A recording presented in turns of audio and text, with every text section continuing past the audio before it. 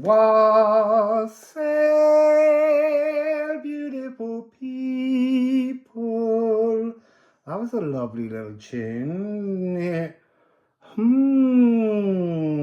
So yeah, Moon in Gemini came out next. And there's a really strong, immediate sub-story, not sob, that seems to be to do with love, but like a maturing of love. I will go into it, but this feels like opening mental space to better understand the fluid beauty of love, a mature love. So proper mirroring in mirror souls, merging. It's a beautiful frequency that I'm sure will show itself in the galactic shamanism that's coming in. But let's just begin by looking at both Gemini, Sun in Gemini, and Moon in Gemini. So Sun in Gemini is the holographic musical score. So in terms of the magnum opus in Alchemy, it's fixation, subatomic restructuring. This is to become fire resistant.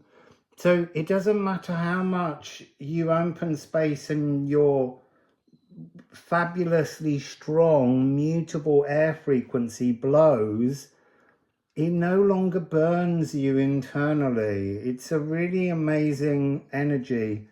303, 330, this frequency. There's something just so absolutely joyous. It's like breathing. Oh, isn't one of them the source of breath for the wind of change on the back of Gemini? That's exactly it. This is breathing a sigh of relief, almost. Understanding something that was slightly problematic, I guess. It's interesting. I'm looking at the screen and I'm like, there's too much space above the top of my head. But that's exactly this energy. Space to breathe, space to think, space to celebrate your individual qualities, your individual magic. Birthing, nurturing words. There's a lot in this current portal energy that's like speaking a new truth. That's this Lucifer asteroid that's at 28 degrees. There's something about the layout, the lie of the asteroids. There's 15 asteroids and 2 planets. There's 17 bodies currently in Gemini. And there's something about in the early aspects, there's a new frequency of understanding. And towards the end, there's this energy of pushing out, like lifting a love curse. That was the energy I was picking up, because of the fact that you have Asmodeus, the demon of lust. And that's also interesting because years ago, I wrote a piece of music called Solomon's Ring. And that's my 13/8 rhythm. Cerberus, Asmodeus, Orneus, Honor, Scalis. And that was about angelic forces coming in to push, to control, to calm the flip side of beauty and love, to just bring control, to seal these energies down. And that's what feels like is happening at the moment, because there is this frequency, as I say, Asmodeus is at 29 degrees, almost being pushed, the lust being pushed into this new language of Cancer, that we've just been working on. And you'll need to look at the other readings to understand this fully. You can't take this in isolation. It's a complete cycle that you need to look at.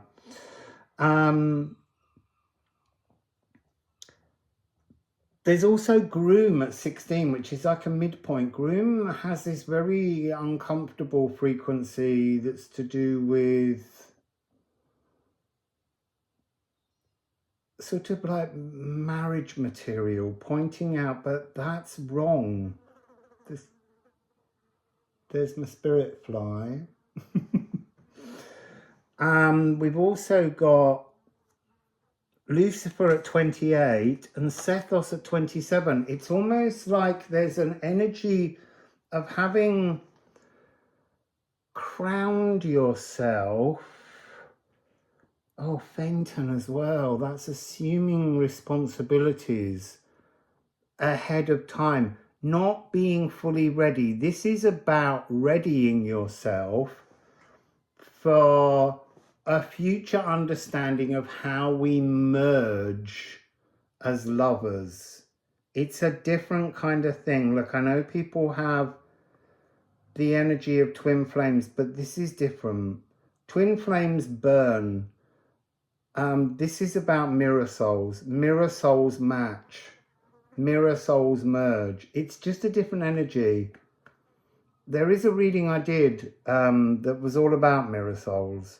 That was the first time it came in, but that's, I think, what we're preparing for here, because Gemini is the twins. It's talking about matching in terms of your energetic capabilities, your mind, matching minds, matching emotions, now that you're transforming this emotional landscape. It's really, I want to say, really precious energy. It's very beautiful. So we need to just look at the main bodies here. Jupiter and Mars are in the mix here. So Jupiter is at 12, is 15, Mars is at 12. So they represent Aries, Scorpio, Sagittarius, Pisces. It's interesting that Mars is coming out of that reading yesterday, the Scorpio one. And Pisces and Sagittarius, they've been referencing throughout. I mean, there is this really big cleansing energy because it's generational, and Jupiter does represent part collective, part personal. It's the crossover, it's the bridge point. And it is our energy wings. But because Mars is sea, all cells, it's something about a cellular cleansing. It's almost like they're creating a cleanse so that this new emotional landscape, this new sense of how to truly love can take place. That seems to be what's coming through. How to love anew. To Mars, I am powerful, I am weak. But you see, that's coming across as two different ways. Are you powerful in your oppressive anger, or are you powerful in your conducive loving? So the split between Mars the soldier and Mars the farmer, which begins in the ceremony on the calends of October, the 1st of October. Jupiter, you know, it's Zeus. It's the great cleansing god. It's to do with, so they're saying, I've got to stop saying that. I am hearing from the cosmos, from Poi Poi, from the earth, this energy of tin talking about a higher octave of love. It's like the love you thought you knew is nothing like the love that is coming as this 8-8. It's the dragon love portal. It's a Lion's Gate, but it's becoming something very deeply spiritual with the 8-8, because that's the card of spirit in this deck. So let me just go to, I am decided, I am anxious, I am unknown, I am celebrated. Unknown and celebrated is really interesting because it's talking about to yourself. Are you known to yourself? Are you celebrating yourself? It's one of my favorite lines down the bottom here. Creator and conductor of the gossip posse. That has to go, because that's insecurity. If you need to gossip, you're projecting something on others that you can't face in yourself. This is a transformative frequency, a cleansing of the cells so that new thoughts and emotions can settle in between every single cell in your body and inside them, so that there's a new frequency resonating. So let's have a look here. Disassociated emotions, that's what's being fixed here. But you need to change the mental space to bring that energy into your cells.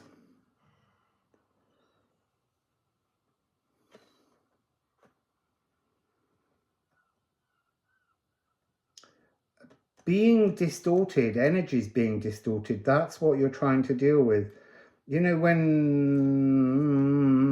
there's anger here, stressing the immune system, this is what you're trying to give yourself a chance to change. It's interesting, I'm being drawn to the fact that we have 18 and 20, and the missing number is series, and that's the farming. But the farming in ancient Greece, the planting was done by the women in their own secret ceremonies, sacred. The farming, the harvesting was done by the men. This is the sacral in between. There's something that is not showing itself at first. It may come out shortly, but it is this energy, absolutely, of lifting a cursed love, you know? Personally, for me, I believe that a loving relationship should never contain any kind of hot-tempered words. I just believe that mirrored soul loving, merging, has no distortion. That's all part of this old system that's transforming. Because look, we have moved into an air epoch. Things are different. This is air, mutable air. So we're going to begin with the shamanic currency that's available to us in Gemini. The shamanic currency. What's floating about up there? Look in your chart, see what you have in Gemini. I think I only have Dark Moon Lilith. But I haven't checked all my asteroids. There's too many, and you can only get, on the system I use, you can only put 10 in at a time. So,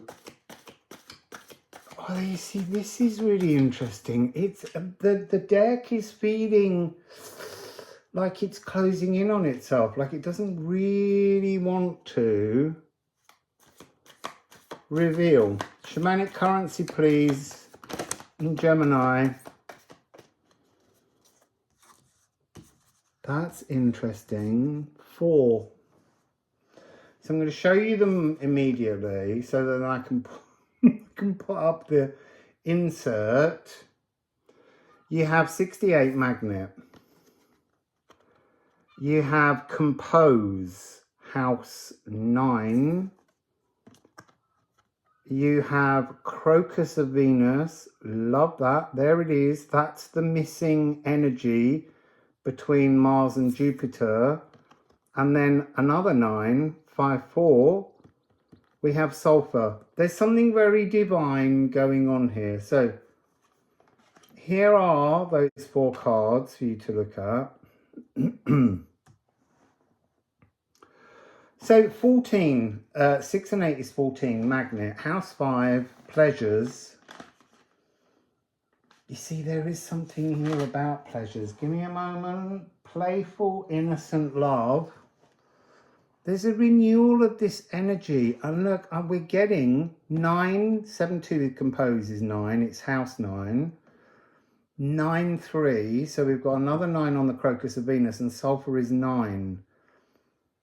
So there's this sense of very powerful divinity coming in. But what I was going to say about magnet is it's 6, 8, which is a 14. 14 for me is divine intervention in another form. 9 is the divine, but 14 matches the frequency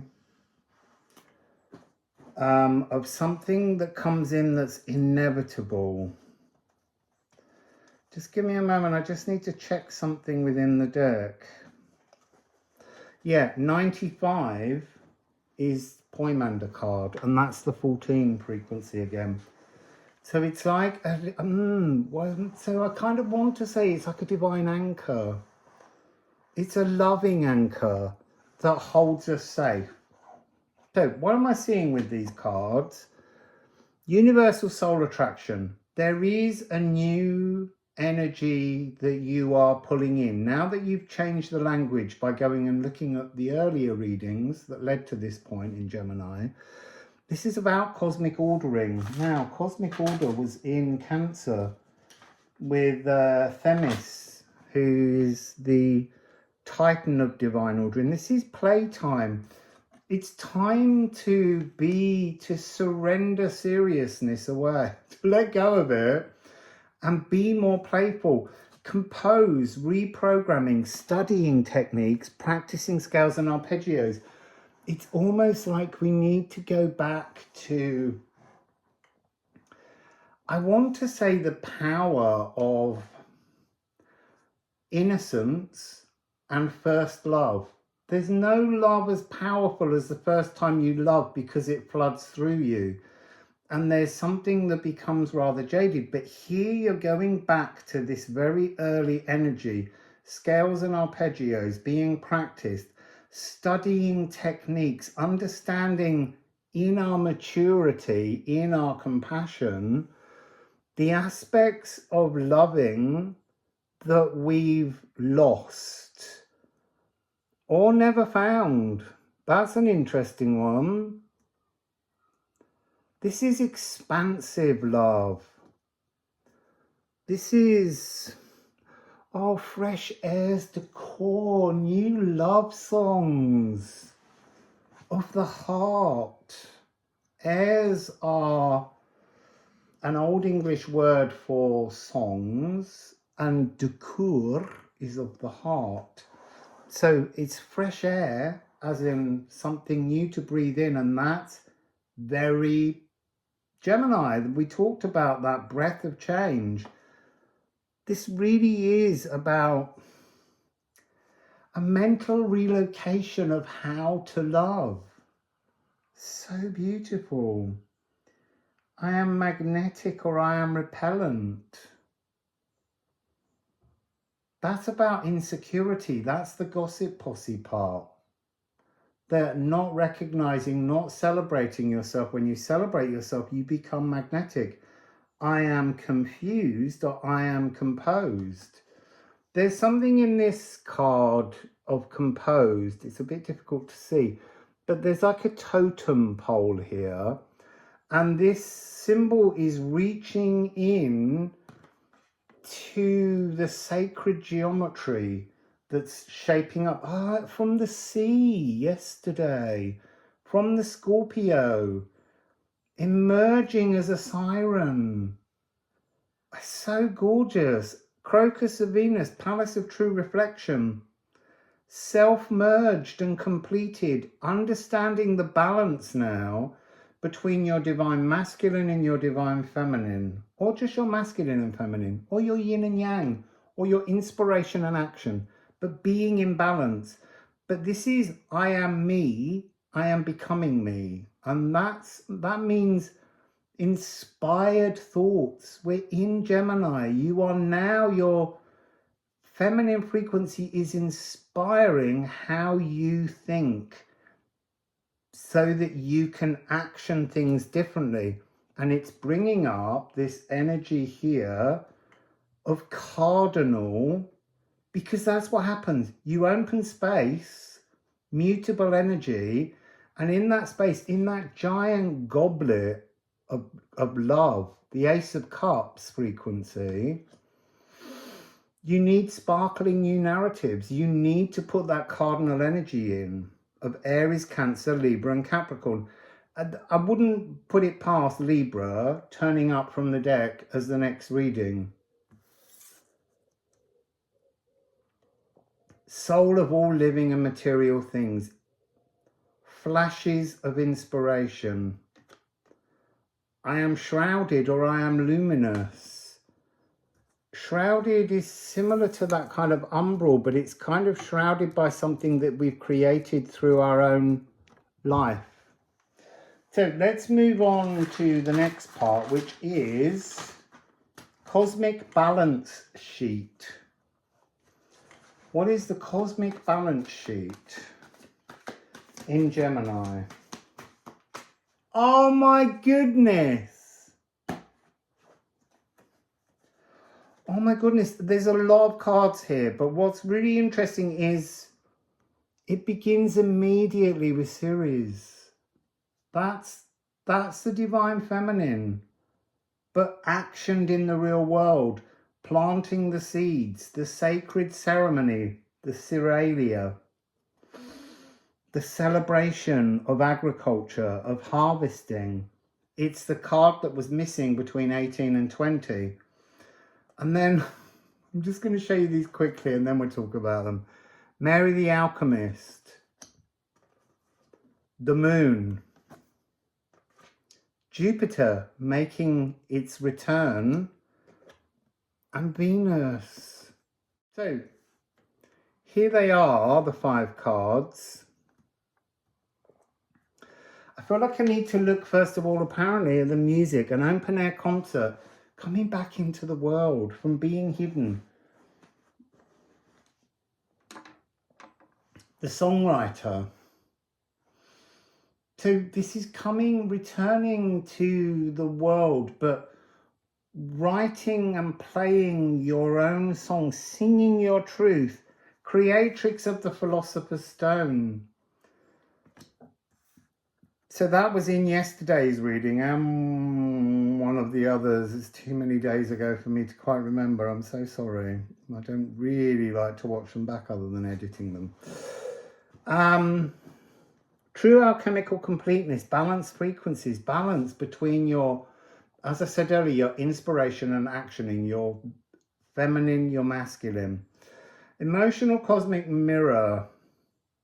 Sensing true feelings, silver, hermetical fusions, fusing yourself into oneness. I am shadowy, I am distinct. So, in awe at the moon's tune, but not the tune you've been looking at, the new tune that you've written on the other side of the moon. That's the songwriter. That's this energy. Again, we've got sacral here.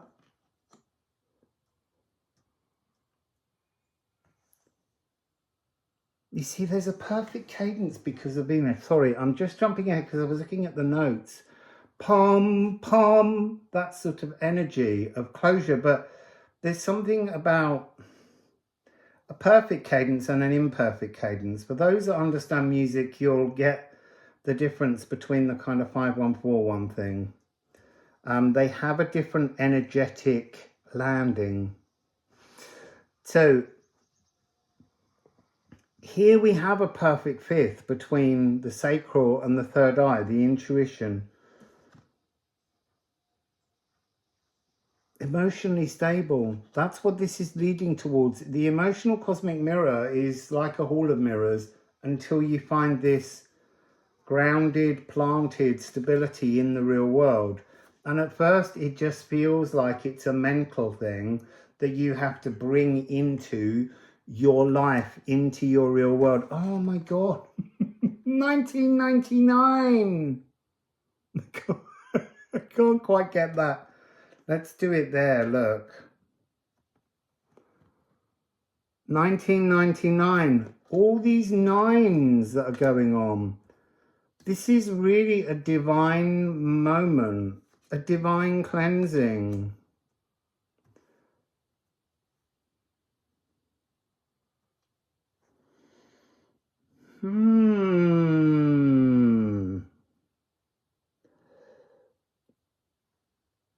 You see, I'm being really strongly drawn to uncaring and compassionate.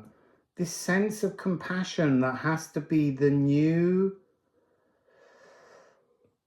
structure behind love, compassion. It's really strong. Aligning the vast flow, honor your heart's desires. But there's something here where this balance sheet is saying you need to read what your heart's desires are. You need to see the numbers. There's something about that. It's a lot of cards. It's a very open, I want to say slightly complex in its makeup, but simple in its solution. So let's look at the next part, which is the deposits needed. The deposits needed